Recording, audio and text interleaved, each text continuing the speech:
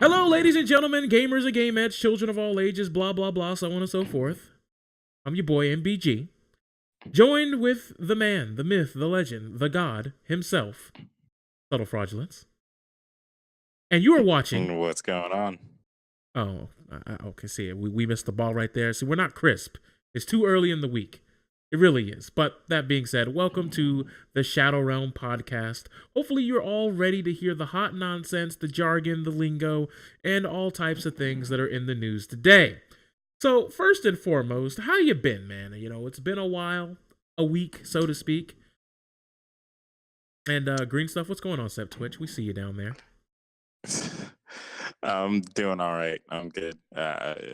Nothing out of the ordinary for me right now.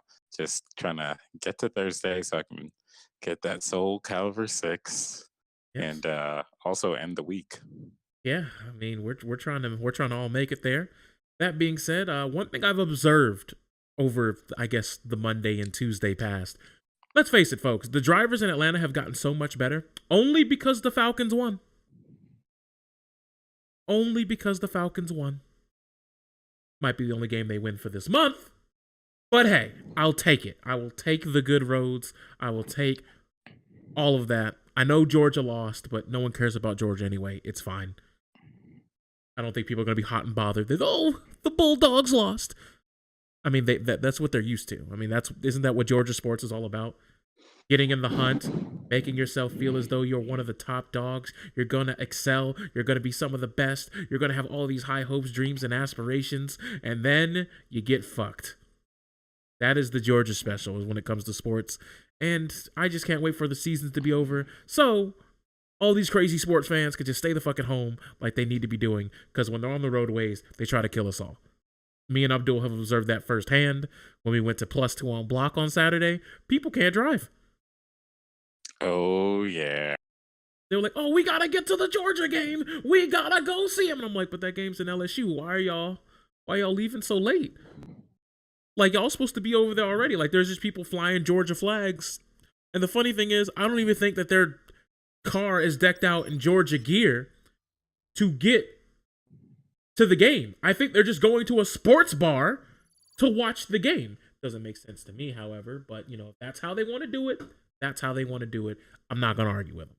But that being said, I think there is one thing that we need to talk about, because I see that you guys are here watching us, and we get it. It's not because you love us.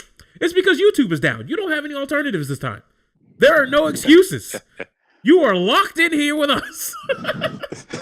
You were like, well, YouTube's down. Time to go to the Shadowrealm. You had no choice. We do welcome you. We appreciate you. We love you all the same. I did hear a follow alert, so I will address that when Streamlabs finally loads for me. Labs apparently hates my guts for some odd rhyme or reason, but that's neither here nor there. But yeah, YouTube being down worldwide. And it's interesting, because you can still go to the site. Some of it loads. It's just that all the video parts are wrong, which tells me they weren't hacked. It's somebody who touched something they weren't supposed to touch, or made an edit that wasn't supposed to go live and made it live. It just seems like that's not how that was supposed to go, if you know what I mean. Of course not. Wait, YouTube is back? Nah, man, you're here now. Shh, it didn't happen. You're locked in. You've made your choice. You made your bed. You're lying in it right here with us. But yeah, YouTube being down was kind of interesting because, on YouTube, man, I didn't realize how important what was on that website. I didn't know how important it was to people. There's people on Twitter who are like, oh my God, help! No, YouTube's down. What am I supposed to do? Now, don't get me wrong. A lot of that was surely in jest. However, apparently reports have come out where in New York and Philadelphia, people are calling their police departments to fix YouTube being down. That's... How are they that down that early?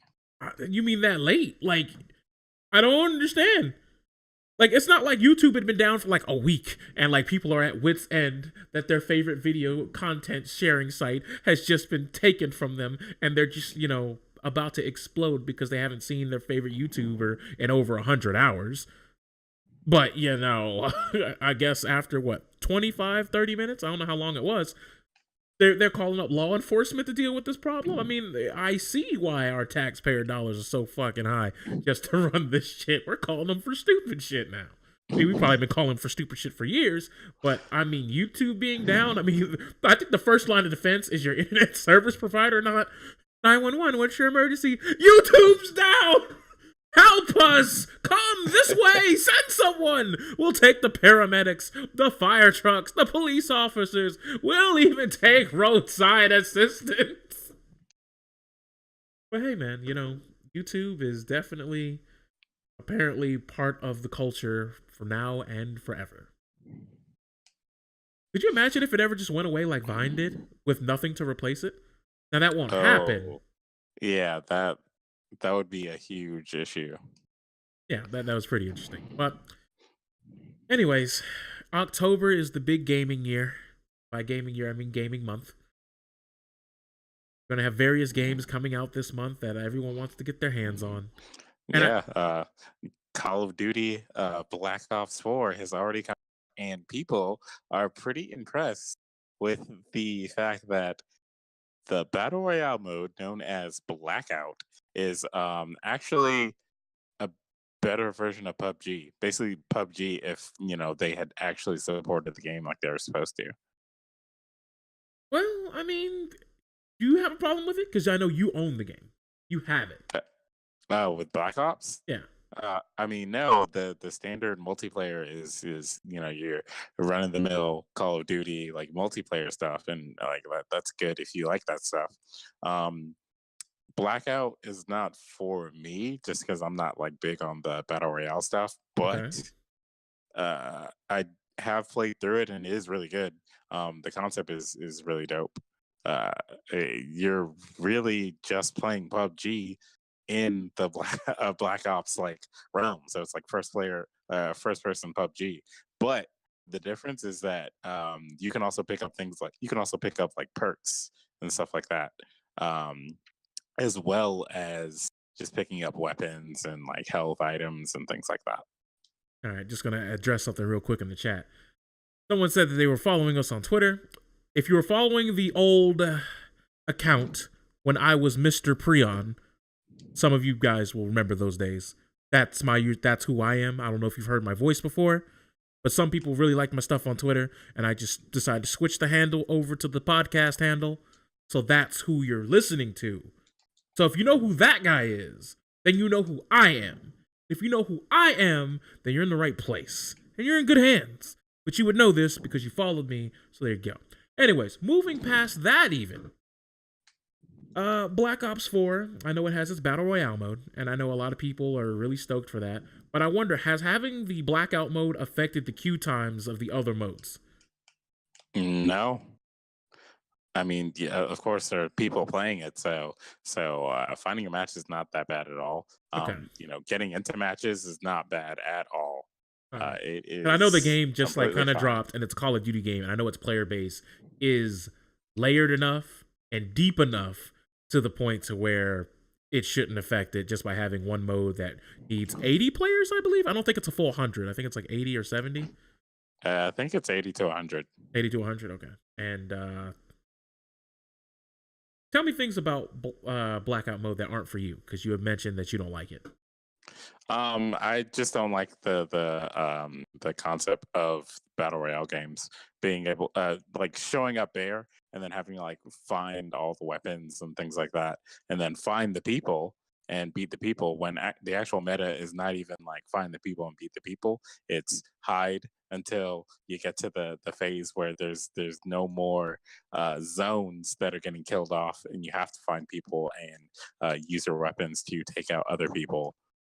Basically you have to like hide around, scavenge, and then once you've gotten it to the end of it, then you can just go in and take whatever is left from the other people who are left. It's like being one of those people in Smash who, like, when you're playing free for all, you're just the guy that sits back and waits for everybody to beat up on each other. And then you just come in with RKOs when they're at high damage. Okay, exactly. Now, did they get rid of emote peeking? No, apparently that's still there, but it's not like super good. It's Okay, just so it's not a like the thing. most abusable thing, because I've heard people saying that, oh my god, emote peeking is so terrible, making the game go in the third person to watch yourself dance so you can pivot the camera and peek behind corners without actually having to go there. And I was like, while that's probably a little annoying at times, Call of Duty is a little bit different, because I'm assuming this isn't like, Fortnite, where it takes a multitude of like long gun battles that you're accustomed to seeing in games like fucking Halo or something. Like, you still get popped pretty fast. Yeah, you still get popped pretty fast. So, I mean, like, by the time you get out of unless you can cancel the animation of your emote directly into an attack, like whether you're knifing, a melee, shooting, or a movement ability, because I'm pretty sure Slide made it back in the game. I don't see why they would take that out. But yeah, but Slide is not as good as it used to be, because this is a prequel game, so they don't have like the augmentations. Oh, that so they don't did have in the Black Ops 3. they don't have the OD prosthetics that makes them just like, I'm Super Saiyan 12. Look at me. Yeah, exactly. Although wall running, I believe that's been taken out of the game. Yeah, that's taken out of the game. Yeah, so is your double jump. Wall running was a little OD. On console, it was much easier to aim because of aim assist, but boy, on PC, if you didn't have the sauce, man, you might as well not have even played Bops 3, like, at all. Yeah. If you can't kill Lucio in Overwatch, you damn sure couldn't do shit in Bops 3. Although, how's the map selection? Because Bops 3 had some maps where I'm kind of like, there's a couple maps where I was like, that's pretty good, but there was most of the maps I didn't really like that much. What are your opinions on the maps of Bops 4? I mean, I think the maps are pretty good for the most part. They're trying to incorporate a lot of like older maps into the game too. Like in the PUBG mode, you can well, basically the map that you're on has maps from Black Ops 1 that you can actually like go to as areas. So like each little area is an actual map from an older game that you can just go to and like see that terrain while you're going around. So if you played the other games, then you know where to go, what to do, all that jazz. All right, that's pretty good. Having a little callback to some of the yesteryear games. On top of that, my next question for you, and it's not Black Ops related, is: are you ready for fucking Friday? You talking about Soul Calibur? You ready to unleash the hunt of the scrubs online in that game? I mean, I don't know. The beta test happened. I got to play it a little bit, and there will be a lot of scrubbery, yes, but at the same time, the way Soul Calibur games are structured, like most scrubs will get away with a lot of things. I can already tell what characters are going to be annoying day one.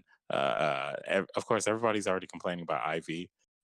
Ivy, Siegfried, and Nightmare are going to be huge problems day one, until like for like the first month, until people figure out that most of them are not as bad as they thought originally.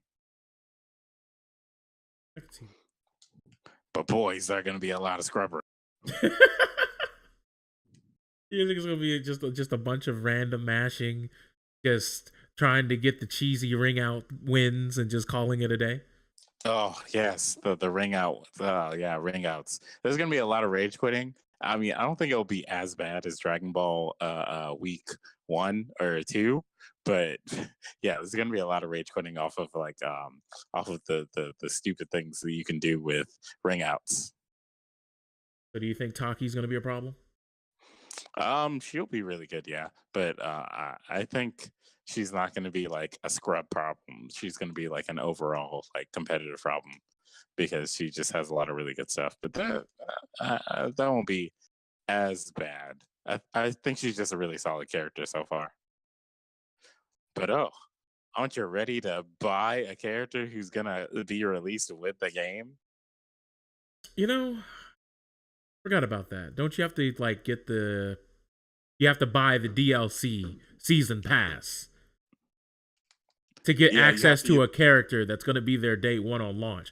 Can you not buy them separately? Which, once again, I still think is stupid, but You can buy Tira separately, but it's either you buy her separately or you buy the season pass. And she's a bonus to the season pass. That's the weird thing about it. So technically, they feel as though they're doing you a solid by putting her in the season pass as a bonus, as opposed to coming with the actual game, even if you pre-ordered. Allegedly, it was because they didn't.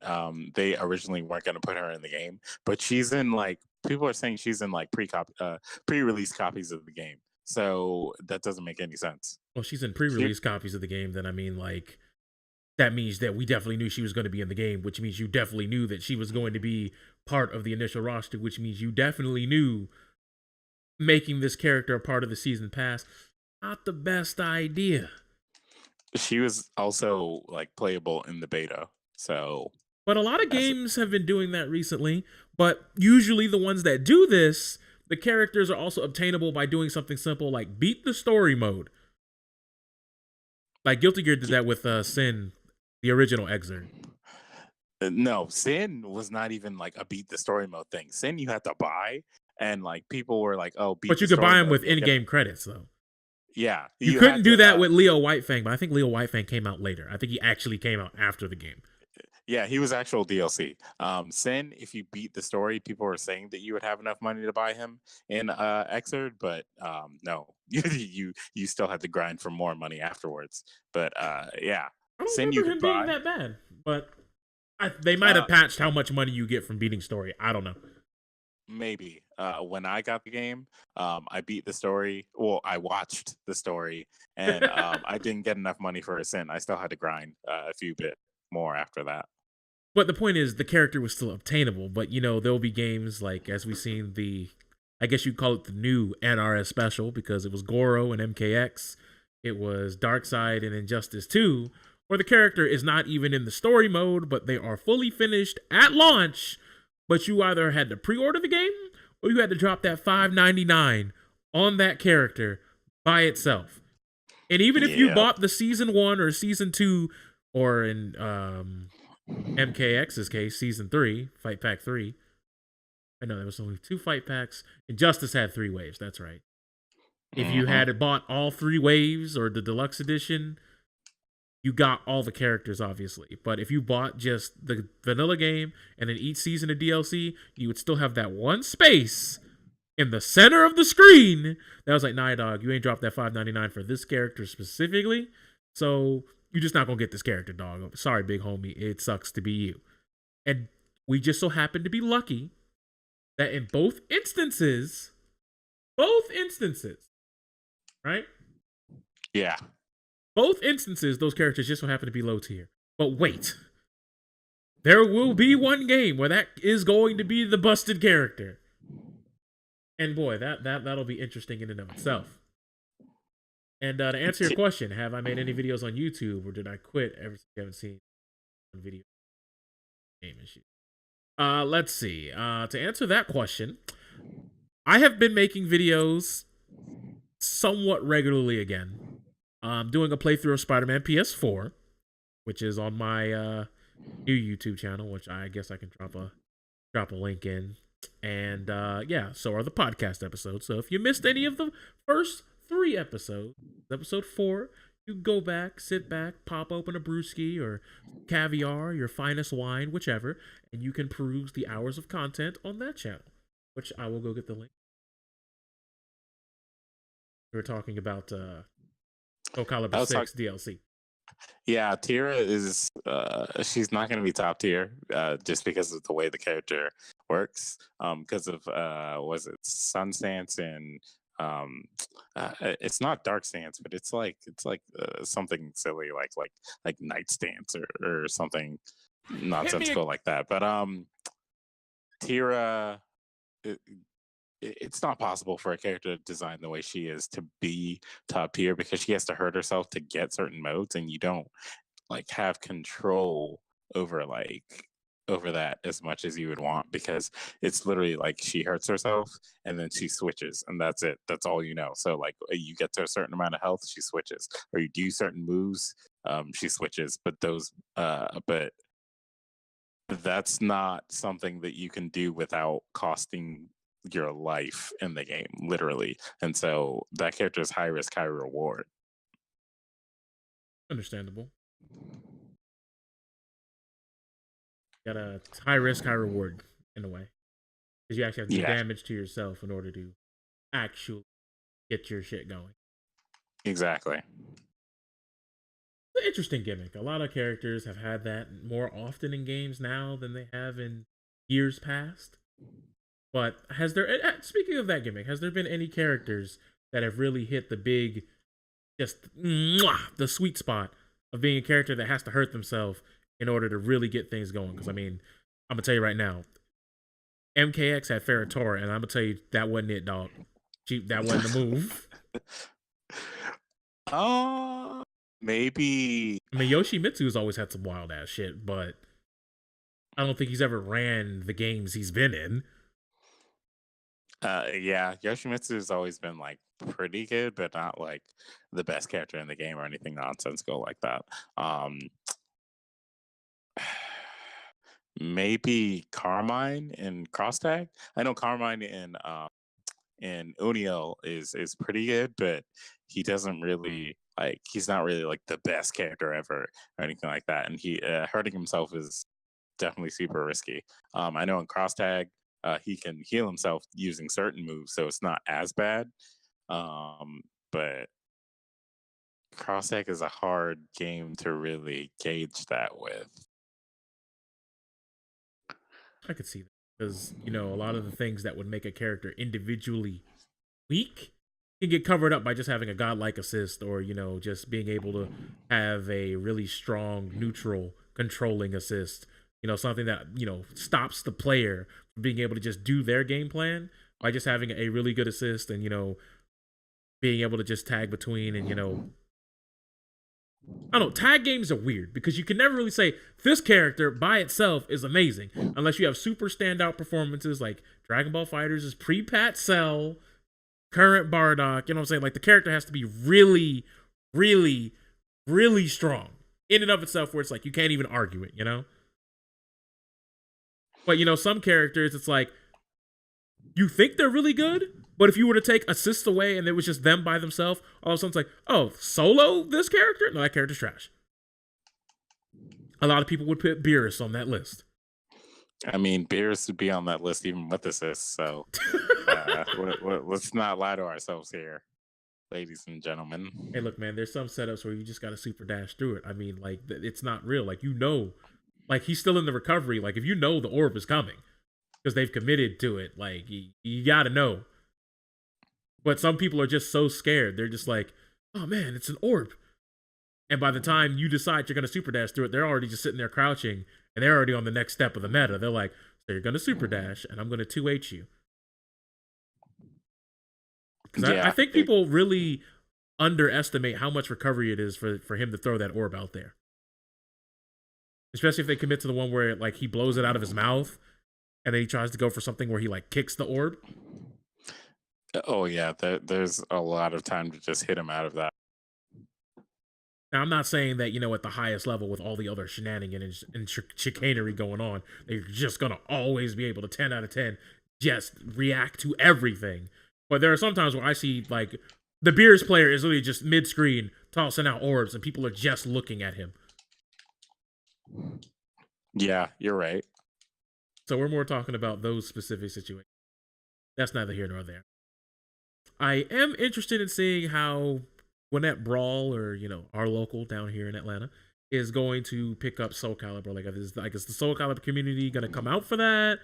Are they going to be online boys? Like, well, I do remember when Soul Calibur 5 first came out that they did have like a few locals where people came out and actually like supported the game. And there was like a video that went viral after that where I think it was ATL Red, and he was playing Maxi. He was up and around, and like something happened where like he basically like tripped and fell off the stage, or like his opponent pushed him and he fell off and lost like all his health when his opponent was almost dead. So Yeah, I think there'll be support. I already know that starting next week they're going to be switching Soul Calibur 6 with cross tag. So it's going to be like 1 week is Soul Calibur 6, the next week is cross tag. That sort of thing. So hopefully people come out. I'm pretty sure they will. Just due to the simple nature of the fact that Soul Calibur 5 was that game that left a lot of people in the Soul Calibur community feeling a little lukewarm. And it seems like everything that they've seen from the online test and the beta has really just rekindled their love for the game. So they might go really gung-ho just to be like, yo, we back, boys. This is the time. We in here. And they just might want to get together. It doesn't mean they're necessarily going to do it in GB, because I know John Needy is like always trying to get people to, maybe want to do it for the NRS scene for Injustice 2 to get people to come out and, just show up to his house. And I think he's much closer. I could be wrong here, but I think he might be a little bit closer with the Soul Calibur community than the NRS community. It looks like he eats, breathes, and sleeps some of that Soul Cal life right there. Here's the thing about that with the NRS community, though. I think like by the time John Nitty, by the time he moved to Atlanta, the NRS community, at least in Georgia, had already like gotten pretty accustomed to just being at home and playing like online tournaments, or like being at home and then just going to majors and stuff like that. I mean, they do have a bunch of online tournaments. You got to remember the way Georgia is structured in terms of where people live. Man, it is not an easy. Sometimes it's a trek just to get to somebody's house. Because I'm pretty sure where he lives is like a good 45 minutes to an hour away from me. I remember back during the Yomi days, if I wanted to go to Yomi, that was a 55-minute drive. And it was about an hour drive to get to Reno's house when he had his little Atlanta combat thing for Injustice 1. So, I mean, if you really wanted to make those trips, you could. But I could get to some of the conventions that are in my area a lot easier than I can get to some of these people's houses. Georgia, the Mississippi of the East? Are you trying to tell me that Mississippi is not in the eastern part of the, huh? Maybe I don't know how the United States geography works, but I'm pretty sure you would still consider Mississippi an eastern state. Oh, South. But wait, pause. Wait, isn't Mississippi the South? Like, that's the South. What? Hello? Yeah. Now you're understanding my whole thing about, oh yeah, let's put the chat in the stream there so we can respond to the people in the chat. Now you're getting one of those comments that I mentioned. Hey, yeah, Mississippi, huh? Mississippi's totally not. I mean, that's why both Mississippi teams that are the major teams are in the Southeastern Conference. Like,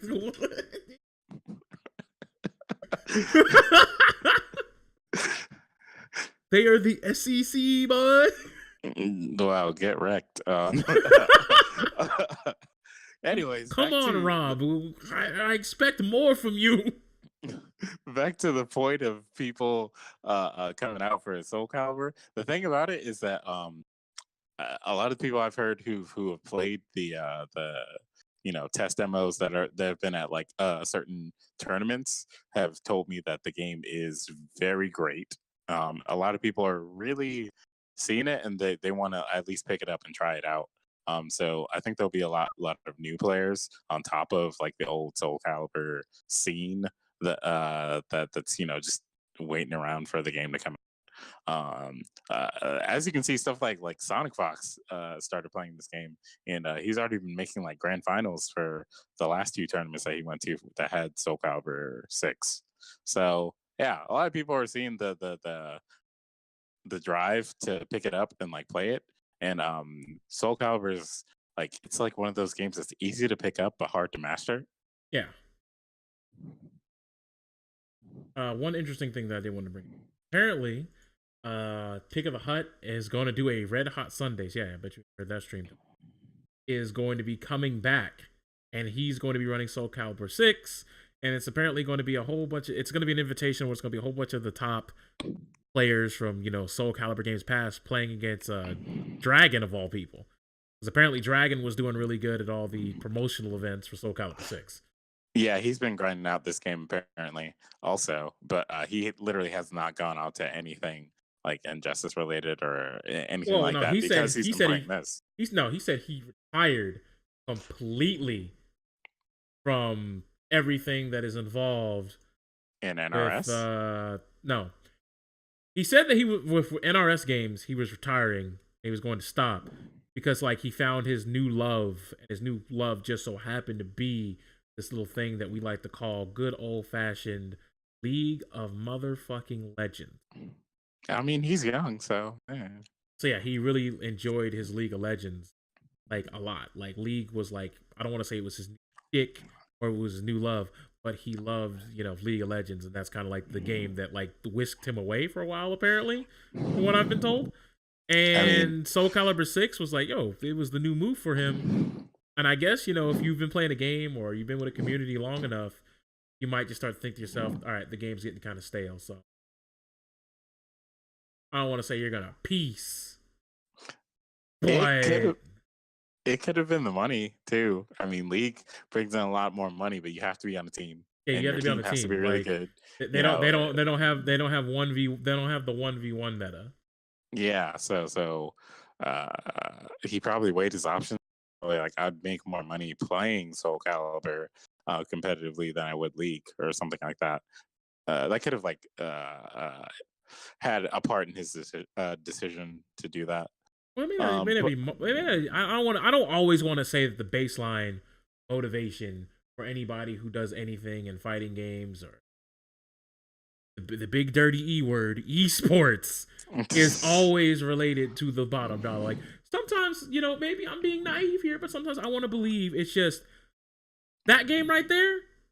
I don't fucks with that game right now, but this game right here, sign me up, bad boy. It's all wavy, baby, and they want to play this game, and that would make sense.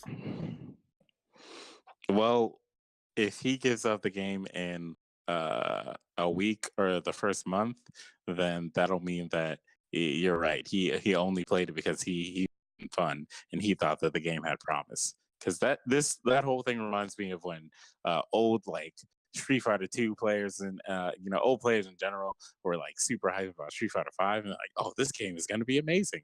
They were like putting out a lot of tech for the game and all that kind of stuff. And then after like a month or two, they were like, "Oh, this game is not good. I'm sorry, I lied." And then they quit. Isn't that with like every like new Street Fighter? No, I don't think Street Fighter 4. Well, Street Fighter 4 only had like a resurgence of players like that because it was so long since a Street Fighter game had come out, and I think like fighting games in general were considered to be like pretty dead around that time. So when Street Fighter 4 came out, FGC is dead era, because I mean, in a sense, they weren't technically wrong. Because if you think about before Street Fighter 4, I mean, when was the last time we got a legitimate, straight up, brand spanking new game that brought all the scenes, or at least a major portion of players together? And I don't mean a tournament that happened. I mean a actual game that came out and was good and brought hype. Because we had a long gap from like 2002 to 2007. Fighting, like nobody was talking about fighting games like that in terms of the mainstream, like the regular everyday gamer. Like that wasn't one of the genres that was big boy popping. yeah, I think HD Remix came out first, and people were pretty hyped for it, but at the same time, it wasn't like enough. I know a lot of people had problems with HD Remix. HD Remix didn't come November 2000. Yeah, Street Fighter 5 came out, or Street Fighter 4 came out in arcades around the same time, like a little bit afterwards. It did come out in consoles. It came out July 2008. Are you sure? I trust me, I am willing to bet, because I remember I was like, "Yo, Street Fighter 4 is looking kind of dope." Because I remember seeing people playing in arcade cabinets on some old crusty ass YouTube video. I was like, "Hey, that looks kind of cool." And then I didn't see anything for a few months, and then they were like Street Fighter, and that was like November. Are you sure it wasn't 09? Because all right. Look, I just went to go look it up. Street Fighter 5 or shit, 5. Street Fighter 4 Vanilla initial release date July 2008. That's Super weird. Street Fighter 2 Turbo HD Remix November 2008. I remember this. This was one thing I did remember. And I remember that because it was like, because November 25th is like pretty much a week after Thanksgiving, and it's 3 weeks before my birthday. And that is the only reason why I know that. Why is the term 09er Street Fighter 5 or Street Fighter 4 came out in 08? Because the cabinets came out in 08. Yeah, So the that's what I was saying. FGC, like FGC, the people who, the consoles, people play online on Xbox Live, they probably didn't get into the scene until Street Fighter 4 somewhat established itself, which was kind of like late 2008 holiday season, 2009 early first quarter. Check when Super Street Fighter Super Street Fighter 4 came out.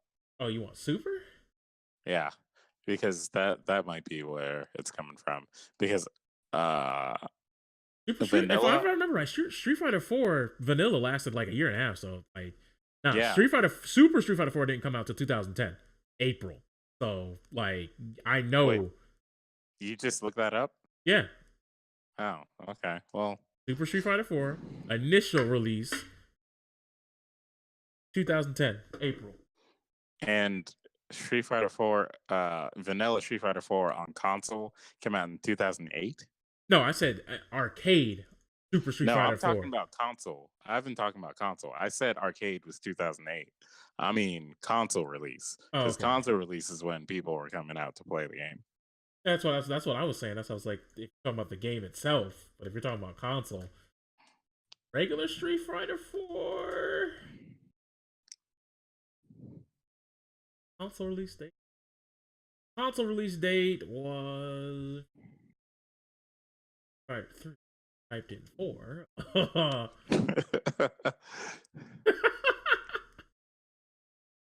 Fighter 4. Where are the consoles? 2009 February. So yeah, quarter one. Okay. Quarter one. 2009. So yeah, back to my original point. Yeah, Super Turbo. Well, HD Remix was like the game that made people like come back and be like, "Oh, Street Fighter," but people had problems with that game, and then Street Fighter 4 came to consoles, and they were like, "Oh, okay." A lot more people were coming back, and then that started the quote unquote revival of fighting games, and now we're in allegedly the good times, or I guess the oversaturation. Because there's so many games that are out now. Yeah, like now there's like indie fighting games, but not just like indie fighting games that are like in the realm. Like indie fighting games that are coming out and are actually getting play and promotion and are actually getting some screen time and some views. Maybe not necessarily a fully developed, intricate, deep national or international scene, but a lot more than a game that was a fighting game that we get when it came out in 2010, but wasn't developed by one of the big major studios or something like that. Yeah, exactly. Like, let's see. Like, was it Fantasy Strike? I want to say that's what it's called. Because people were digging that game for a while. Yeah, because it's like really simple, and it's one of those games that people that they're like bringing out to tournaments. A lot like Dive Kick. How like Keats and like at first he made the controller and all that stuff, and he would bring it out to tournaments because he's like, "Oh guys, I made this game as a joke. It's really funny, but it's also really fun." And people are like, "Man, this is really fun." And so I think I don't remember if Dive Kick came out on consoles after Keats started working for Iron Galaxy, but I think he started working for Iron Galaxy for KI, and then because of that, he was able to just put Dive Kick on consoles. But don't quote me on that. But yeah, Dive Kick came to consoles, and then people were playing it in tournaments for a little while. And then it kind of died off after it got around the time Johnny Gat was like announcing stuff. Did you know? Because I don't remember this. I'm sure you remember it because you are definitely the Street Fighter head among the two of us. There was an iOS version of Vanilla Street Fighter 4 that came out in 2010. Yeah, it was actually not that bad. I played it before. The game, it actually wasn't bad. It had you had like a cool tutorial that told you how to do like focus attack cancels So and was it a stuff like that. port, or was it like a full legit port, or was it like like how mobile games are, where it's the game, but it's got this gimmick that makes it mobile friendly? It was the mobile friendly type of thing, Okay, like because you know because all how right, mobile games have their weird controllers where it's like, yeah, you can six button, or you can have like the special button here and blah blah blah, that weird touch screen analog stick and all that. yeah, okay. So it had like a special button, punch, kick, and I think focus attack was a button, something like that. But yeah, for the most part, it was actually pretty good for what it was. So they It's didn't, just that. they didn't. I'm assuming they wouldn't have gone the NRS route, because 2010 is kind of predates NRS games, but the NRS thing that they're doing now, where it's like they'll release characters that are like these weird, crazy gimmick versions of characters that are in the game.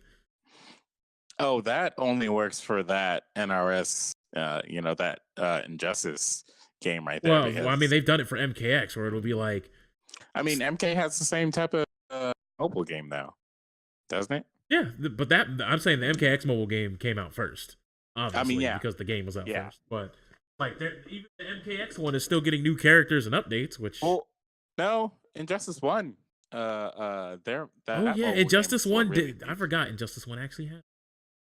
Yeah, Injustice One is the one that put it on the map because with Injustice One, you had to play the game to get like certain skins and stuff like that, and they were like pushing that before it even got released. So it was like, hey, play this mobile game until the real game comes out, and oh, hey, if you play the mobile game, you'll be able to get like the custom skins and yada Yeah, yada. I don't know. Do you remember this weird arcade version of Injustice One? Um, I've heard of it. It's like a gotcha game, Yeah, like it's like pretty much. really, really weird. It's like really awful because you don't get to pick your character. I think it's like it gives you a random character. It's like the mobile game, um, but you have to pay like a certain amount for like the tokens. And again, you don't get to pick your character, and it's got those like weird versions of characters and stuff like that too. So And it does not have a stick. It has, I think, I want to say like four or five buttons. yeah, that's right. It has No, no, it it has just has four a bunch of buttons. buttons. It has four buttons, and it's like they're in the shape of Waz. And the top button is a big button. Then there's a start button. Then I believe there's a coin slot on either side. And it's a game where when you win, I think you get tickets. Like it's like a Dave and Buster's like game, as Yeah, opposed to like a fighting game. yeah, it's like a Dave and Buster's kind of thing. That's why it's a gotcha game because it basically like gets people to spend a bunch of money on this game, and then like, oh, maybe you can get tickets for prizes or whatever, and that's it. And I think it only has like a third of the roster, I think. Yeah, yeah, I think so. And like It might just you got cards that you could use. Like you would win cards, and you could put the cards yeah, in to get characters, and it was really really strange. But apparently yeah, there was like a collect. There were supposed to be collector's items. Like there was like hundreds of cards, and it'll be like, yeah, I got like they wanted. I guess they wanted to like have like a little bit of a trading card thing, kind of. It's like, oh yeah. man, I got Dark Knight Batman. Well, I got Batman Beyond. Oh, but I got anime Catwoman. Oh, I just got regular Harley Quinn. Sad face. But like if you did well, you would just get a card, and I guess the cards came out, just at random. But I don't think the card part of it ever took off at all. It might have been a rhythm game for all I know. Oh, it definitely wasn't. It was pretty similar to the way the mobile game played. Um, and that's why they could afford to have like all those different versions. Pretty much every costume from Injustice One was its own character. Okay, I have found gameplay of it. I have found gameplay. So basically, what you do is a button will pop up on the screen, and you had to press the corresponding button. And it was 3v3? Yo, Yeah. this is bizarre. And basically, like meters would come up, and like I don't know if you remember old arcade games where like it'll do like a slow motion thing. It'll be like a quick time event, but there'll be this bar that moves back and forth, and you got to get it when it's in the center or when it's near whatever indicator they want you to have the thing near to. There's parts where you'd have to mash, and then both of you would do like random special moves. And it kind of looks like it's just a bunch of cutscene stuff. Like you're playing through a cutscene, and that's the fight. Yeah. Yeah, that was really similar to how the mobile game played. And it's like It sock was 'em boppers. There's no launchers. Like you're just flailing in each other's face. It's called Injustice Arcade. Just look up Injustice. Oh my god, yo, we need to run a tournament for this. No, you don't. Yo, this would be live, bro. What are you talking about? That game is not meant to be played competitively in any sort of aspect. Oh, you are so right. You are so right. But this is a 2-player cabinet. You can both insert credits. Yeah, so we can both have the misery. Like, nice try. Let's be miserable. Yo, could you imagine if there was a tournament and this was the mystery game? They just wheel this fucking thing. Oh, yeah, like grand finals for a mystery game tournament. Like, they just wheel out the cabinet. Oh my god, dude, that'd be great. That would be. Oh man, I think we would have a great time. Things to put on the docket. Yeah, maybe a little bit of a great time. Just a little bit. I'm sure it'll be great yucks and laughs. But all that being said, good old Iron Fist got canceled. Oh man, like that. Okay, so I watched season 2. The problem with it getting canceled now is that it finally got to a point of getting good. Yeah, the problem with the show was that it took them 2 seasons to set up all the things that they needed to set up for all the cool stuff to happen in the Iron Fist universe. And so like literally the last episode of the second season is where cool stuff is starting to happen. And like, you know, they set it up so that, you know, Iron Fist is fixed, so he actually has 2 fists instead of the one hand for some reason. What's her face? Colleen gets her powers. You know, they set up like a buddy cop thing with Colleen and Misty. You know, and Iron Fist was looking for one of the previous Iron Fists to find out more about like something that happened during that season. You know, all of that was set up, and then it's like, oh yeah, well, it's canceled because people still aren't satisfied that, you know, Finn, what's his face, Finn Jones, I think is his name, isn't, you know, good enough in his fight scenes or whatever. I mean, don't get me wrong. This is a superhero type of thing, so clearly, whether people want to admit it or not, having good action sequences and or fight scenes, both, you know what I'm saying, kind of a big deal, kind of something that you need to somewhat master. I'm not saying it's what should be the end all be all, but you gotta remember, this is Netflix we're talking about. People who watch Netflix like simple shit. May I introduce you to a show called Jessica Jones?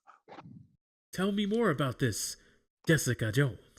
I'm gonna tell you right now, the action in that show is definitely not like, oh my god, this is the most amazing thing ever. It's literally just she like pushes people for the most part, and they just go, oh no. Yeah, but this is a character called Iron Fist, lethal weapon trained with the monks. Like there's a whole lot of setup there, so there's expectations that are through the roof. Oh yeah, people were expecting like a Donnie Yen movie out of like every episode. That's what I'm saying. Like the expectations were set. That were, like when you hear Jessica Jones, it's like, oh, you know who this is, but you're not expecting Enter the Dragon 2 or anything like that. Like you're not expecting to watch the Mortal Kombat movie or something. You know, you're just expecting, all right, we're gonna do some detective work. You know, people are gonna get their hands. Not we're getting attacked by ninjas and samurai, and the ninjas and samurai can't have cool fights. It's because of Daredevil. For the most part, like people were expecting it to be up to Daredevil's level or better, and a lot of people were disappointed because it was not as good as Daredevil. And Defenders, you know, apparently got rushed. So a lot of the fight scenes in that was kind of meh. I mean, even though it had some like cool stuff that happened, people were still disappointed for the most part that you can't please everybody with anything ever. So it getting canceled overall, it's kind of a weird decision, but they can still put Iron Fist as, like, his character in other shows, especially now with how the continuity is working. So, But do you think they rushed it to try to save Iron Fist? what, Defenders? Yeah. The problem with Defenders was that it was pretty much a sequel to Iron Fist. Like, it was like a sequel. Well, no, it was a sequel to Daredevil season 2 with like Iron Fist related things in it. And the problem was that they focused a lot on Iron Fist when even in the show, it's literally like everybody's an adult and Danny Rand is the child, and they're all just they're all just scolding him for being angry all the time and complaining about It's like stuff. all you do is complain all the time. Your show sucks. Why would we want to feature you? Pretty much, yeah. All right, I definitely can understand why that might have rubbed some people disturbed and disappointed. But that being said, there are various other great shows on Netflix that you can watch and not feel as though you want to just end it all by the end of it, you know? Exactly. Although that being said, oh man, it's I think as even though we've already said this in last week's episode, I did get a chance to see Venom, and I'll admit, probably as good as you're gonna get without being able to use anything off the Spider-Man IP. Mm-hmm. Not an excuse. Not saying it's good or passable. It's just not like if you were like me and you were just going to go into this movie expecting you're going to see something that's just so shock heavy, so trash that you're just going to laugh at it like haha, like something like The Room or some nonsense like that, you're going to leave disappointed because it never gets to that level of oof. You just get a pretty mediocre, lukewarm movie. With the way that the Marvel movie is set up right now, I don't want Venom to be a part of it because there's not really like a real point. Like, Spider-Man just had his own movie. His first movie come out, and Spider-Man's still a kid. He just kind of like he only just now got his first quote unquote super villain win, and then the very next thing he does is he gets a small W. Then he gets the big Thanos. So it's like the next movie that he has, his opponent should not be Venom. I'm gonna tell you that right now. Because even if they introduce Venom as like the anti-hero who's gonna like jump in and help them out, it's still really weird and not necessary. Don't be the original Spider-Man trilogy when it comes to movies, all right? Don't bust the Venom nut too early. You gotta give it time to settle. You gotta establish the character, and then like you don't want to throw all your tricks in one bag and throw them out too early. It's only one Spider-Man movie so far. You could save him for Spider-Man 4, 3. He doesn't need to be the second film. Yeah, exactly. But, this is little old not film major me giving a fucking opinion here. I mean, it didn't work for the Star Wars prequels, I'll tell you that right now. Cool. That's because they introduced a lot of things that made a lot of people very angry. It's not even just that. Like, all right, even if you want to tell a story like that, I think your story should be fixated and have a focus and a focal point. Some people say the focal point was Anakin, but was it really? Because if you think about it, the first movie was, hi, I'm Liam Neeson, and this is my Padawan. Yep. I am Qui-Gon Jinn. And we just so happen to run into this boy that has basically Force autism. All right, cool. And yeah, man, he was a slave, which means, if he's still this happy and peppy and he was a slave and, his family is being sold for scrap parts for a ship, then I think we're going to be a little honest here, Chief. I legitimately think that this kid might have had a great upbringing in terms of, good morals. Because, I mean, most people, when they're on planets and they're slaves, they're not smiling. They're not playing. They will murder at the first chance they get to get up out of the situation.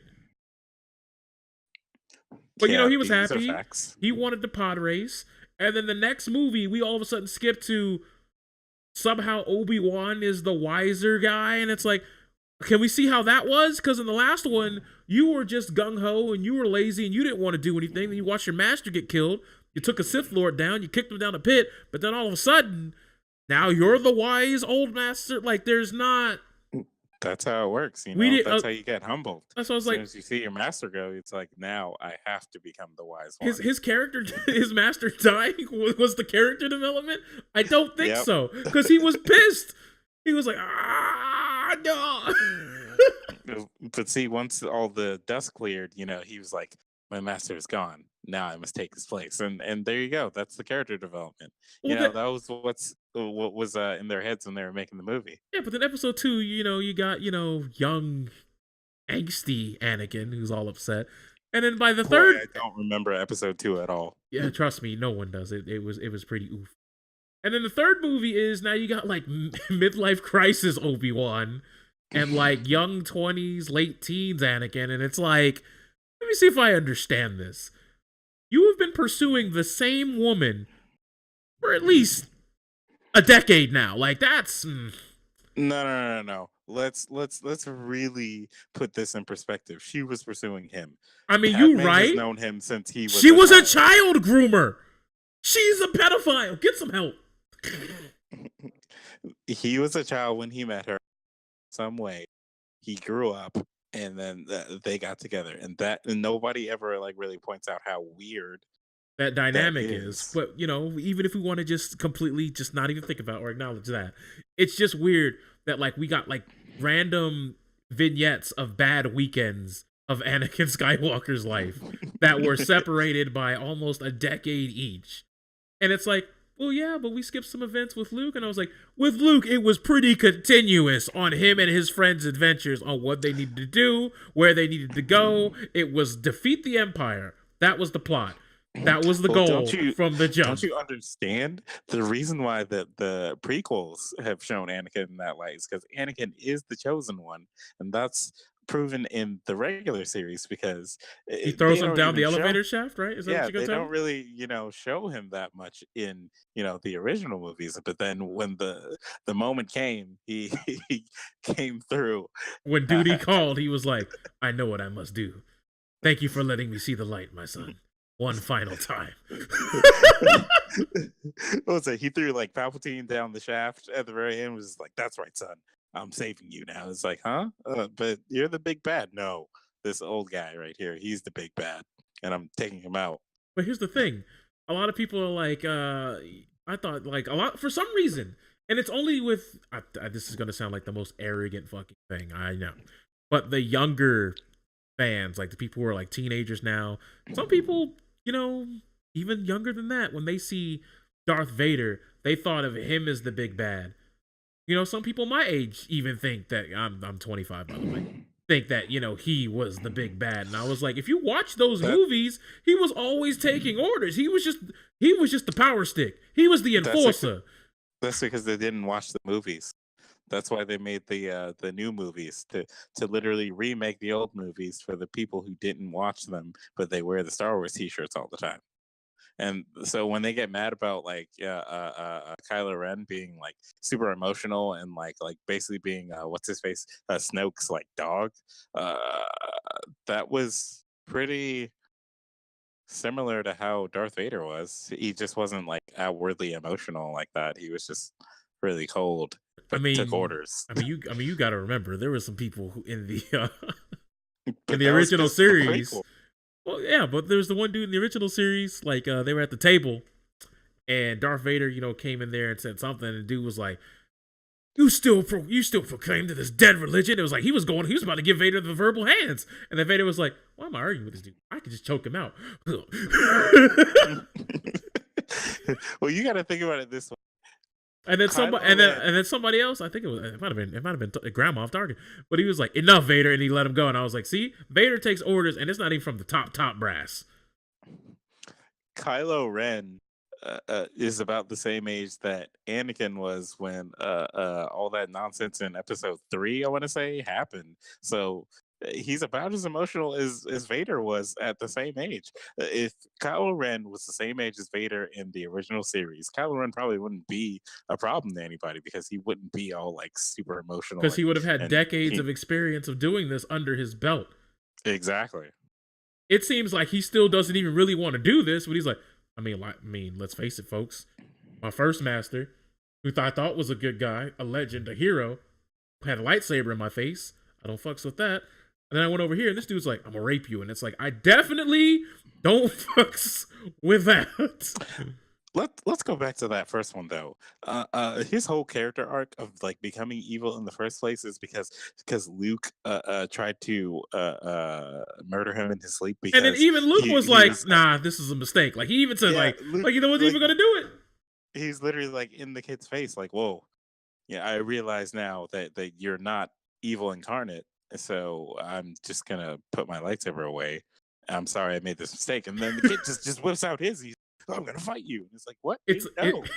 it's legit like that. Like the dude, the running gag that you saw in the SpongeBob episodes. I don't even know if they still do it. I haven't seen SpongeBob in years, but that dude that like every time something like would happen or explode, he would be like on like a tricycle or in women's clothing. He'd be like, I can explain. That's No, that was just for that one.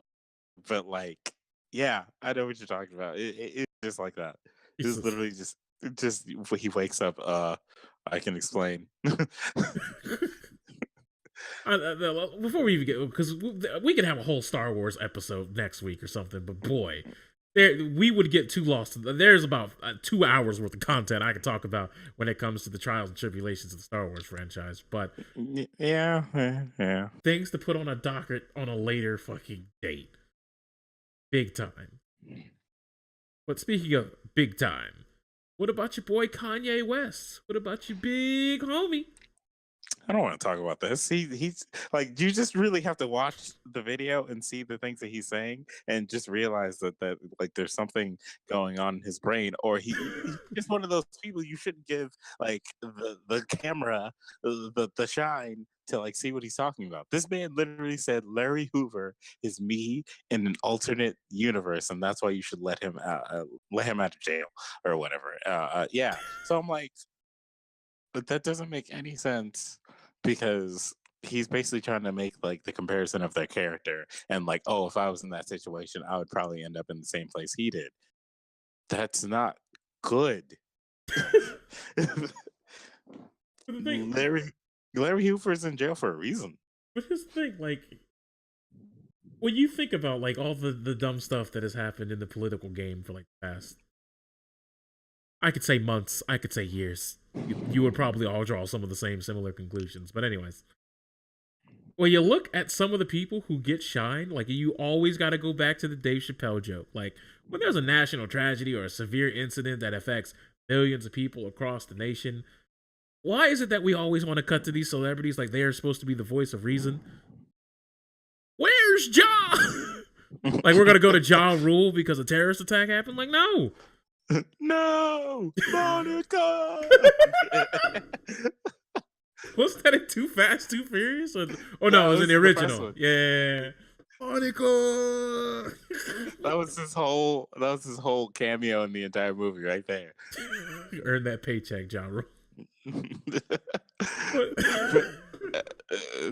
Just you really just have to watch and listen to the things that he said. I mean, he said things that were so ridiculous that Trump was just like, "Oh, yeah." So when you get to that point, that man, you just got to take a step back and be like, I shouldn't take these things seriously. I shouldn't be like, oh yes, this man's really onto something. Like no, the man is really onto the pathway to needing more help. There's like nothing that he was saying that was like, oh yeah, I could totally get behind that. Like most of the stuff he was saying was just ridiculous, and he was just. I think at one point he told Trump to like give him the tax breaks. And it was just like you can't just go in there and just ask him that. But then again, considering who he was asking it to, is like you probably could. You probably like respect that.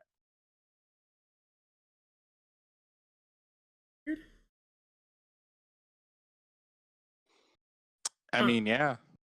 Well, politics as a whole. Yeah, of course. There are people who are experts on these. Like, people don't really want to pay attention to the ones who know all the information of like what's going on, how this affects things. Instead, they're worried about Kanye West walking into the Oval Office and saying some nonsense to Trump because they're buddies.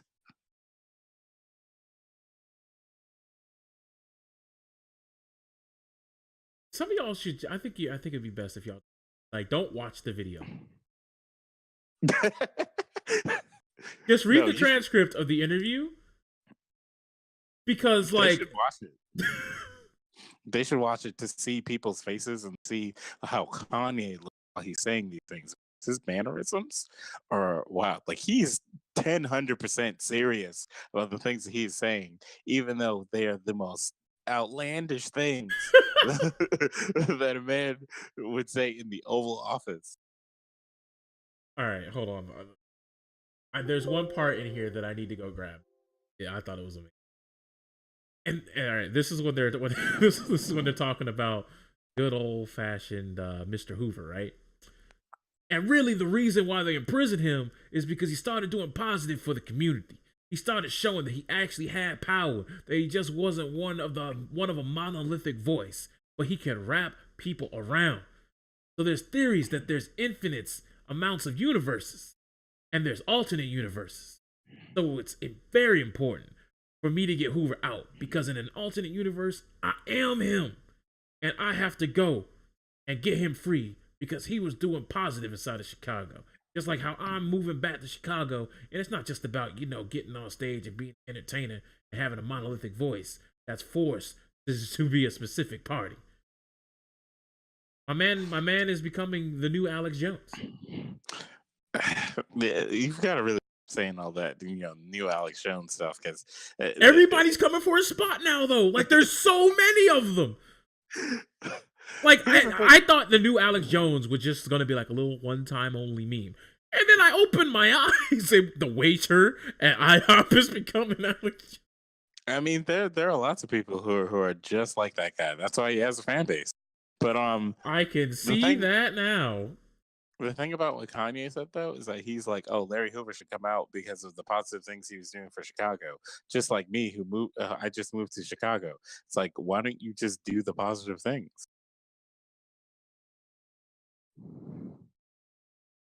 Who knows, man? I know some people were like, yo, Alex Jones sucks. And it's like, Alex Jones is one of the most hilarious people of our era. Just letting you know that right now. Have you seen the clip of when he's like trying to promote the it's like a protein shake or something, and he's like, yeah, it's got like chicken bones or something like that in it, and he's like, you really got to like get the broth in here and whatnot, and he takes a drink and he's like,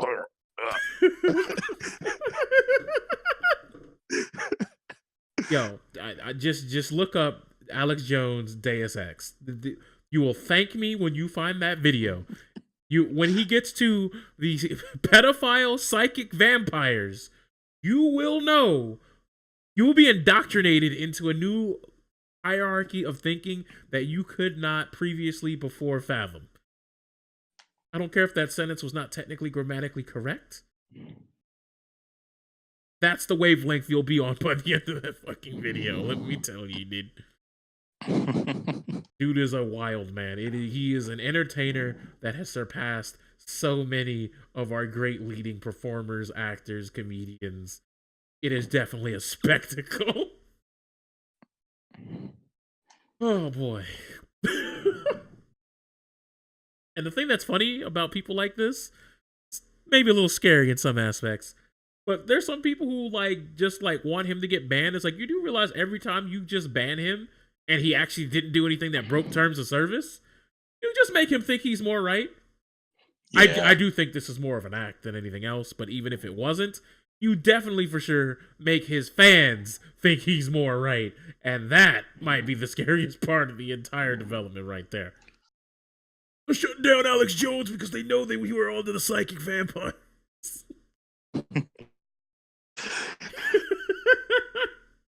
Yo, I'm telling you, Blade 4 would be a fucking amazing movie.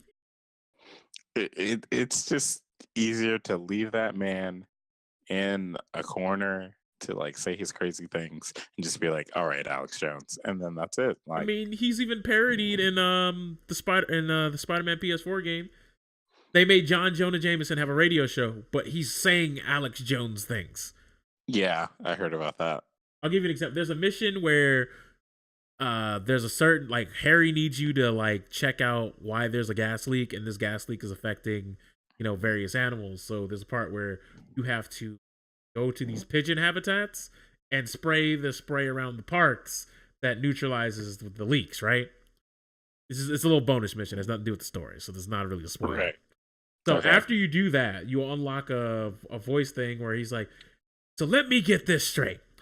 You all know there's people out there, John Jonah Jameson, there's people out there who worship this Spider-Man, but what if I told you he was messing with the natural habitat of the pigeons? He's working with the pigeons now, I say. He's spraying this gas to use the pigeons, and I don't know if he's trying to get the pigeons to fly into his web, because we all know there's spiders out there that eat birds. What if he's eating birds? What if that roadkill was Spider-Man took a bite and he didn't like it? Spider-Man is a savage. And like he's just going off on you about how you either A, eat pigeons, or B, you're using the pigeons to listen in on conversations that he can now use to tap into the cell towers. And I'm like, that is wow, bravo to Insomniac for including all of that in their game. And I'm just thinking, like, is there someone in there that has like an actual, like, really, really, like, axe to grind, like a really big axe to grind against Alex Jones, and this is just their way to vent? Or is there just someone who was like just shooting the breeze, and like they have all these Alex Jones impersonating things that they like to do, and they said, oh, you should write these and we'll just get a voice actor to say them, because some of them are super left field. But yeah, Spider-Man PS4, still a great game. Still continuing the playthrough, which on the channel shortly. I got some Dragon Ball and some Overwatch stuff to put up, but then get right back to the Man of Spider. Really enjoying the game, though. But speaking of games that are enjoyed, you know what else comes out this month? Thing that I can't think of right now. I mean, besides Soul Calibur, no. So we just gonna ignore the fact that Red Dead Redemption 2 is coming out? Oh yeah. You gotta remember, I'm not on the hype train of Red Dead Redemption. I know it's gonna be like a good enough game, but like it's not gonna be like, oh my god, this is game of the year right here to me. Like, so yeah, I was thinking about that today actually, but I forgot that it is coming out pretty soon. Isn't there a new Castlevania coming out? Well, No. It's not a new one, but it's like a remake of old ones, I think. No, it's like an HD remaster of like of Symphony of the Night, and like I think the game before with Richter. They came out in like a double pack on PSN. I think it's Rondo of Blood or something. Yeah, Rondo of Blood. I keep thinking My Hero is out because I see so many people talk about it on Twitter, but apparently it doesn't come out to the 26th. What? Yeah, it's out in Japan. Oh, okay. All right. So there are some people who just bought a Japanese copy and they're playing that. But yeah, the English version comes out late at the end of this month. Wait, Mutant Football League Dynasty. Oh, I did not know Mutant Football League getting a resurgence release. But I mean, I don't know. I've always wanted to pick up Mutant Football League, but I just never had anyone who would even be interested in playing that game. So I just never picked it. Maybe now that it's coming out on PS4, maybe I will. I think it's always been on. Could be wrong, but now that it's it's going to be coming out with a Dynasty Edition, which looks like it'll have all the DLC and season stuff, so I'll probably pick it up now, which is probably super late in the game. But if it's a game that's fun, I will definitely try to enjoy it. Maybe get some gameplay vids up on the channel. No promises, just saying it might be something I look into. Potentially. All right, then. That's more personal thing. Kingdom Hearts: The Story So Far also drops out October 30th. Boy, oh boy, is that a money grab right there? That is a huge cash grab. Like the remastered, all three games that are in that pack are already games that have been released on PS4, and they're just like, oh, we're gonna release them all together. So why don't you pay more money to just buy these games that you should already have by now if you're a Kingdom Hearts fan and you cared about like replaying these games on PS4 or I mean, Xbox? you could still buy those games because I don't think those games are touched up. I think they're just together. Yes, And that's all it is. and how much is the story so far? I don't remember. I think I saw like 100 and something for it, and I was just like confused. But does it also include like a download code for 3? No. I thought there was one where it was like you got all of them and it had a download code for 3. Maybe in some kind of like special deluxe package or something, but like that's probably just you buying the story so far and then also buying 3. I am pretty sure there's at least something. Give me 1 second. Or is it Kingdom Hearts 3 Collector's Edition? That might be it.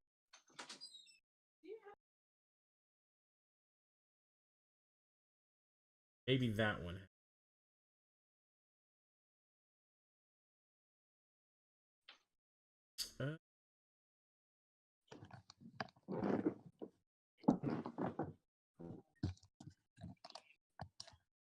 I'll have to look into that.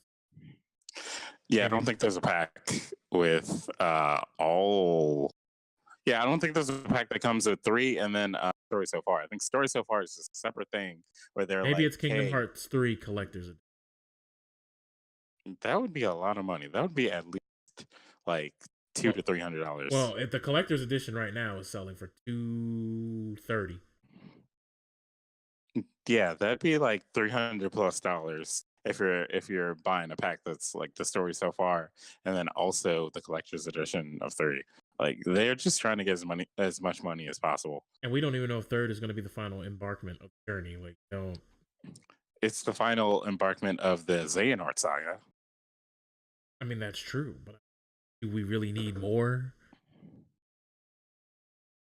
No. I was like, I don't want to see another 15 games. We don't need more unless like they just take the concept of having Final Fantasy characters in this world, and I guess Disney characters or whatever, and like putting them together, and then they just make like a Final Fantasy type of series where it's just standalone games. And like maybe some limited, like this one's just in the Aladdin universe. Da-da-da-da. Yeah, but if they did that, it would have to be a lot cheaper. Oh, well, certainly. I mean, if it's going to be a full AAA experience, you know they're going to be $59.99 regardless. Then it comes down to how much effort was really put into the fucking game. And with Square, you never know what you're.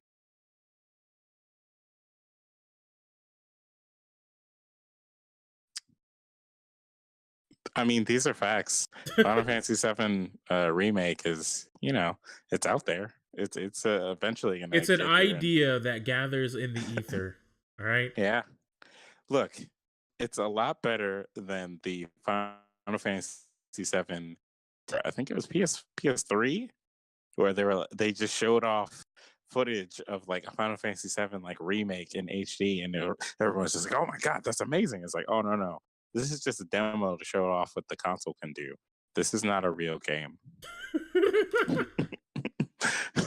That's a huge penis power play. Like that is a power play that radiates big energy. All right. Oh, see that? Oh, you see this? Oh, no, this isn't real. The what? No, but that's what Sony was like with Final Fantasy VII. Where it was like, oh, this isn't real. This is promotional material. Well, if Square Enix really wants to make some money, all they have to do is make a sequel to The Bouncer.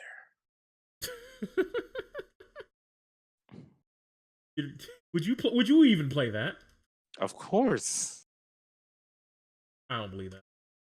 You don't believe that? You don't think that the Adventures of Duragon C. Mikado is going to be like amazing? Come on now. He is literally It's a mixture of Jan Lee, Cloud Strife, Sephiroth. Like he's just so many characters. exactly. He's the. Who does not want those characters in one person? This Why is does he the need a movie. dog collar? Like I'm so confused. They can easily just change the design of the character. I mean, like, don't you know? We're in 2018. First off, the best thing to do to characters is add the passage of time and use that as an excuse to redesign your character, because some of these characters are made during a different time. And so if you decide that you want to bring back their exact design from like the 80s when you made them or something like that, it'll probably not translate over as well as just You're gonna saying, have to hey, yeah, modernize, you know. yeah. I mean, Dante has a beard now. Yeah, but that's Anything is also the possible. passage of time. That's a little different than just modernizing your character. That's the point of the passage of time. What do you mean? You know, no, they're gonna you know how people are. They're gonna make a direct sequel. That's what they're gonna do. It'll be called The Bouncer 2. Exactly. And it's going to be like, 5 years later when Durgan C. Mikata has came to his senses and he's gotten rid of the dog collar and the crazy hair, you know. They're gonna be like, "Whoa, you look different." He's gonna be like, "Listen here, fam. I've grown up since then." Exactly. Instead, now we're going to get that one game about the guy who's deaf. I think it's like the Silent Man or something like that. Look, the only thing that matters is Wong Luong. All right, or Wong Luong. I'm All not right. sure how to pronounce it, but you know what I'm talking about. I know what you're talking about.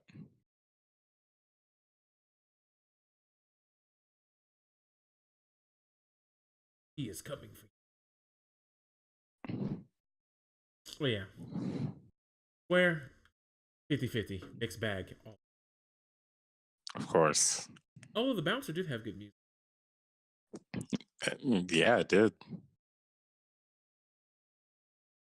Um, I mean, yeah, Square also they published the Tomb Raider game, right?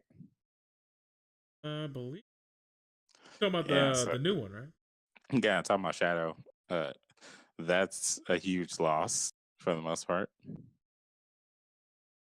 Shadow of the Tomb, published by, Yeah, I mean, developed by Eidos.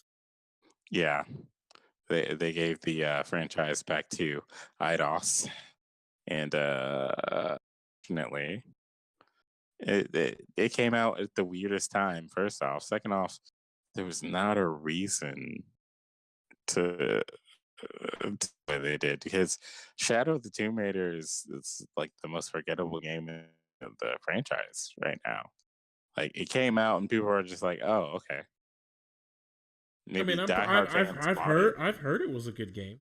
I haven't heard anyone say like, "Oh, this game is ass. This game's trash, homie." Like I haven't heard anybody from that camp yet. But I mean, of course it's good, but that's just because the other games built that up. Like it's going on the same engine, I guess you would say, as the other games, same system as the other games, and it's just boosting it a little bit. Adding a few new things here, but the new things are things that canonically don't make sense. like I said, I haven't played it. What I can't do say too much. Well, the whole point of this, like this new like remodel of Laura, is that it's supposed to make people like care for Laura a lot more Well, and make aren't people they want. using the Dawn engine though? I think so. I think it's what they've been using. Deus Ex. I think. I think so. Yeah.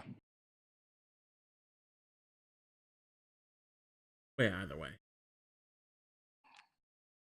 Yeah, they want you to like feel bad for Laura, feel like you're supposed to protect Laura and whatnot. Like she's a damsel in distress who's like figuring her way out of this crazy situation with her survival skills.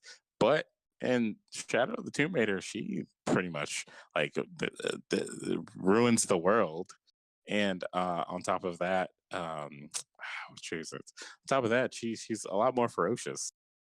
Like, you know how in like I think the first or second game, it's like Always like literally, trying to be civil, trying to find the peaceful solution. and then 2 seconds later, she like picks up a gun and it's just like, all right, well, It's it's high over for all of you noon. guys. It's like I don't get that.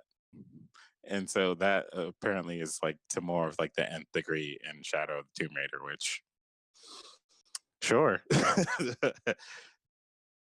I mean, what was it? Somebody wrote something the other day and said, basically, how long is it going to take for Ellie from fucking The Last of Us to become Laura Croft? um And I was considering, like, hasn't that already happened? Like, did you not see the Last of Us 2 preview? yeah, exactly. I mean, she was Laura Croft in people, bro. She was the Predator. Yeah, they're giving her the same exact treatment. So Like, for some of the people that were getting murdered by her, I was like, I'm feeling more sorry for them than I could ever feel for anybody else. oh yeah. Like, when she was hiding under the truck, dude was like, hey, get on.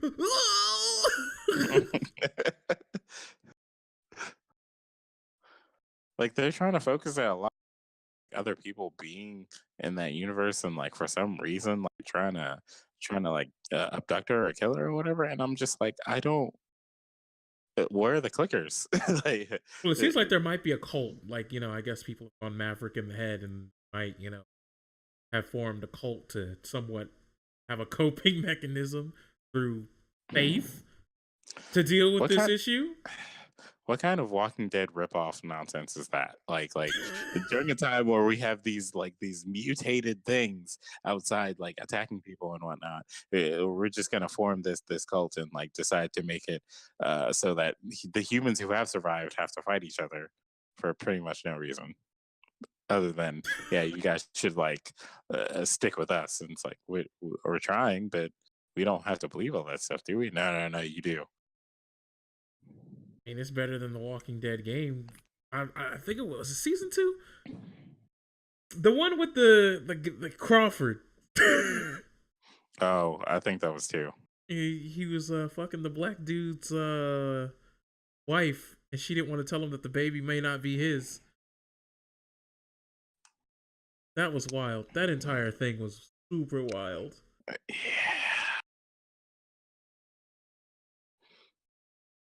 No, man.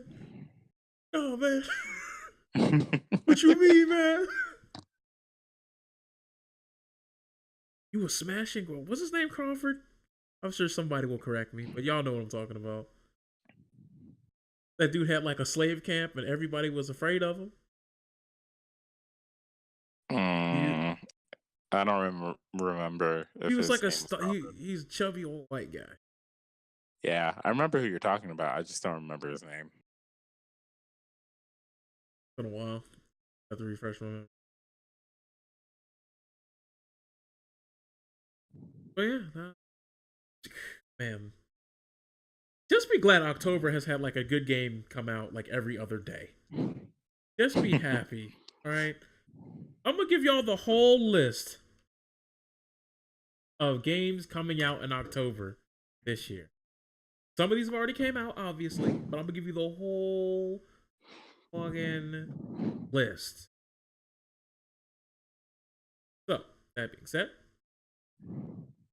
list is as follows: Forza Horizon 4, Fist of the North Star, Lost Paradise, which is basically Yakuza Lost Paradise with Fist of the North Star characters. Anyways, Mega Man 11, Assassin's Creed Odyssey, Super Mario Party, Disgaea 1 Complete, which I didn't even know was a thing. Did not know that happened. Yeah, it did. And it's a remake of 1, which is like, yeah. WWE 2K19. That's Call out? of Duty. Yeah, apparently that's been out since October 9th. Call of Duty Black Ops 4. Luigi's Mansion. The World Ends With You Final Remix. Yeah, that's coming out this Friday, I think. Nope, came out the 12th on the Switch. Oh, way never behind. mind. Starlink Battle for Atlas. I have no idea what that one is. Warriors Orochi 4. Siberia 3. I don't know what Siberia. Wait, Warriors Orochi 4 comes out this month and not November? Yeah, apparently it came out yesterday.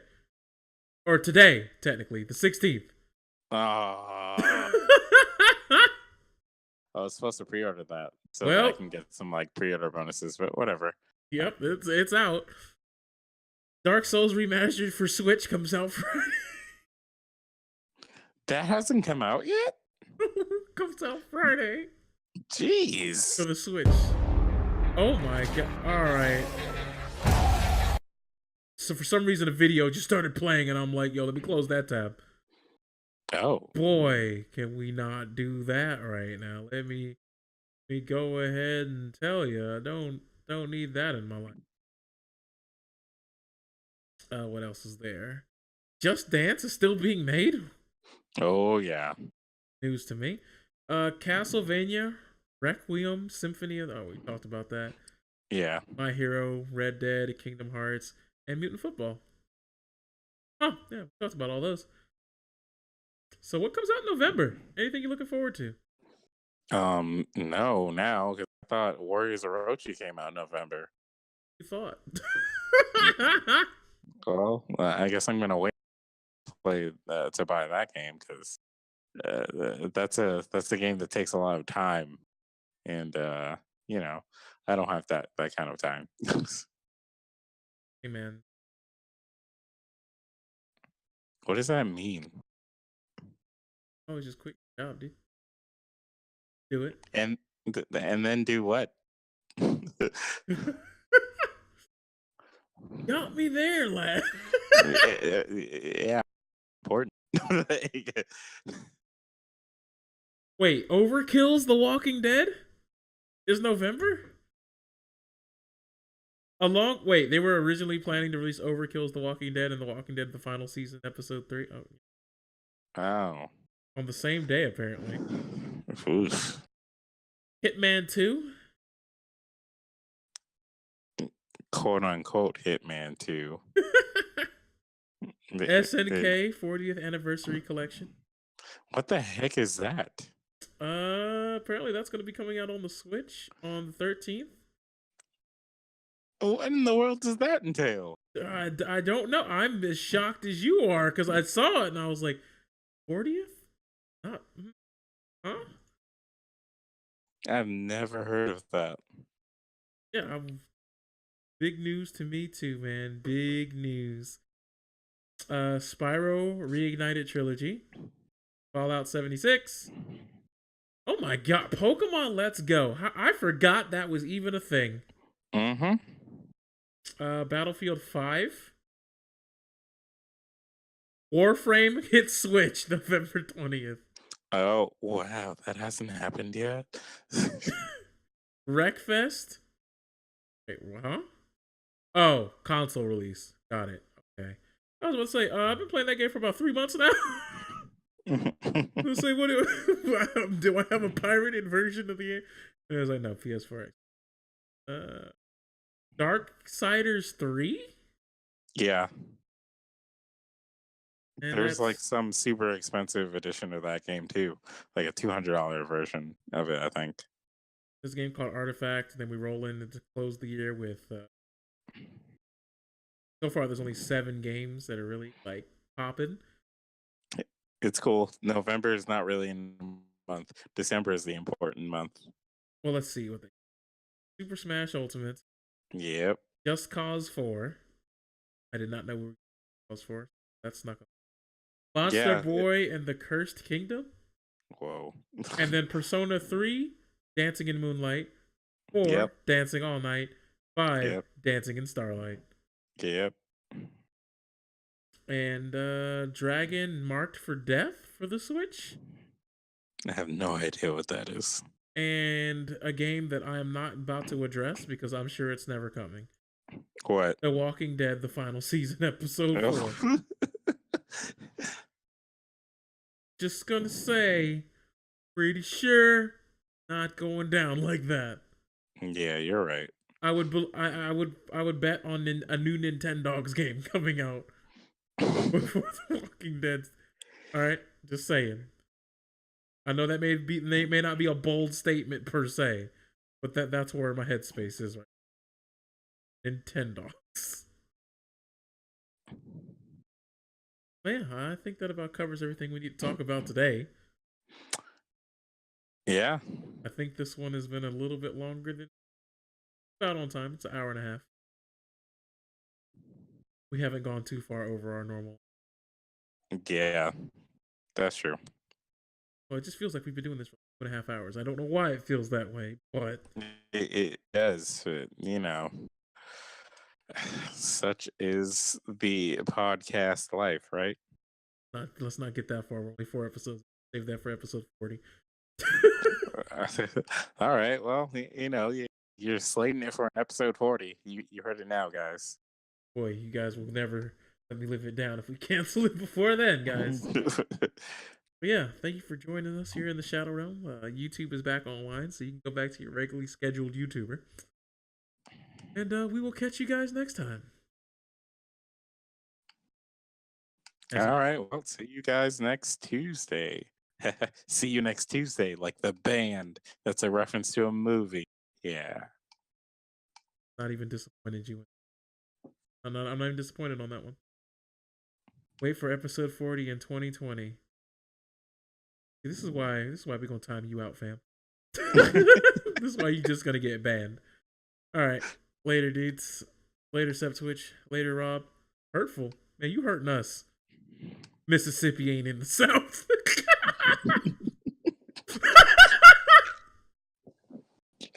That's exactly where the podcast ended. Mississippi ain't in the South. Wow.